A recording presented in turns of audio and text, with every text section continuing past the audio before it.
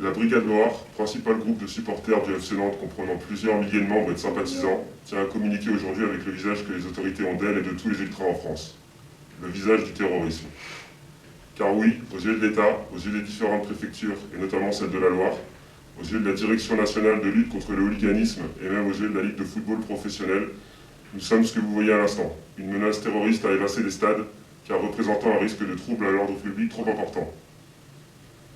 Les propos de la porte-parole de l'UCPF, Marie-Laure Rouhari, qui compare les supporters et plus particulièrement les ultras à des gars qui viennent systématiquement dépouiller les rayons de supermarchés ou arracher les sièges, ne fait que confirmer cette triste réalité. Cette situation pourrait prêter à sourire si nous n'en subissions pas les conséquences tous les week-ends dans tous les stades de France, à un peu plus d'un an de l'organisation d'une grande compétition internationale en France, l'Euro 2016. Vous nous pensez dans l'exagération?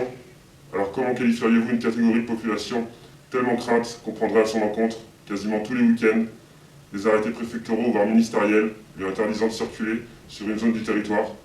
Comment qualifieriez-vous une catégorie de population sur laquelle les renseignements généraux français travaillent à temps plein et n'hésitent pas à mettre sur écoute? Comment qualifieriez-vous une catégorie de la population que l'on peut obliger à pointer au commissariat par le biais d'une mesure administrative, sans aucun jugement, dans l'indifférence générale? Comment qualifieriez-vous une catégorie de la population faisant l'objet de lois spécifiques et particulières? Comment qualifieriez-vous une catégorie de la population pour laquelle est mise en place une direction nationale censée lutter contre elle? Le 16 mars dernier, le média sportif L'Équipe publiait un reportage intitulé « La France a-t-elle un problème avec ses supporters ?» La réponse est oui, la France a un réel problème avec ses supporters. Et pourtant, nous avons prouvé à plusieurs reprises que nous n'étions pas ce qu'ils veulent bien penser. Le dimanche 14 septembre 2014, le Lille OSC et la préfecture du Nord voulaient déjà limiter notre liberté de circulation en imposant l'achat d'une contre-marque et le rendez-vous obligatoire sur une aire pour tous les supporters nantais, même pour ceux habitant l'île. Cette mesure avait été justifiée par la préfecture comme dispositif permettant d'éviter tout incident entre supporters. Le club de Lille avait surenchéri en affirmant que nous n'étions que des casseurs. Pour démontrer le ridicule de leur dispositif, nous avions pris place au sein de la tribune des supporters lillois, ceux-là même que leur dispositif voulait nous faire éviter, sans qu'aucun incident ne se produise. Le samedi 21 mars 2015, nous avons, sans demander aucune autorisation à l'autorité, appelé au rassemblement dans le centre-ville de Rennes. Un cortège de plus de 1000 personnes s'est rendu au stade sans qu'aucun incident ne soit à noter. L'autorité, et notamment le préfet d'Ille-et-Vilaine et le directeur départemental de la sécurité publique, pourront témoigner qu'ils n'ont pas eu en face d'eux des personnes irresponsables. De la même manière, nous avons cherché à plusieurs reprises à engager le dialogue avec l'autorité en nous unissant, nous supporters, au sein d'une organisation nationale. Nos demandes sont restées lettres mortes. Malgré cela, nous sommes toujours considérés aujourd'hui comme des terroristes, des personnes dangereuses qu'il faut limiter, encadrer ou interdire. Et cela ne concerne plus simplement les ultras, mais bien l'ensemble des supporters en France. Et l'organisation de notre déplacement à Saint-Étienne ne fait que confirmer cela. Alors que depuis 16 ans, la Brigade Noire se déplace à Saint-Étienne sans qu'aucun incident n'ait été à relever autour du stade, la préfecture de la Loire a décidé de prendre des mesures préventives. Tout d'abord, le parquage sera limité à 600 personnes. Pour quelles raisons? Nous l'ignorons.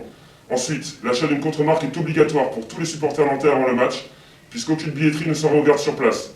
Tous les supporters nantais, même ceux venant de Lyon ou de Saint-Étienne, ont un rendez-vous obligatoire à un péage. Les Nantais devront laisser leur véhicule au péage pour prendre place dans des navettes spécialement affrétées. Aucune voiture ne sera acceptée. Enfin, un arrêté préfectoral viendra très probablement interdire aux supporters nantais de circuler en centre-ville ou autour du stade. Il va sans dire que nous ne sommes pas du bétail et que nous refusons catégoriquement ces mesures délirantes et inutiles. D'autant qu'accepter ces mesures, c'est également accepter leur dérive. Ce soir, chaque supporter stéphanois se déplaçant au Parc des Princes devra décliner son identité. Aussi, nous n'acceptons pas la fatalité et nous ne resterons pas sans rien dire. C'est pourquoi nous appelons tous les supporters nantais qui le peuvent et qui n'acceptent pas ces mesures à ne pas acheter de contre-marque, à prendre leur véhicule personnel et à se rendre, comme demandé, à 10h30 au péage de Vauchette avec la somme de 10 € pour acheter la place de match, sur place.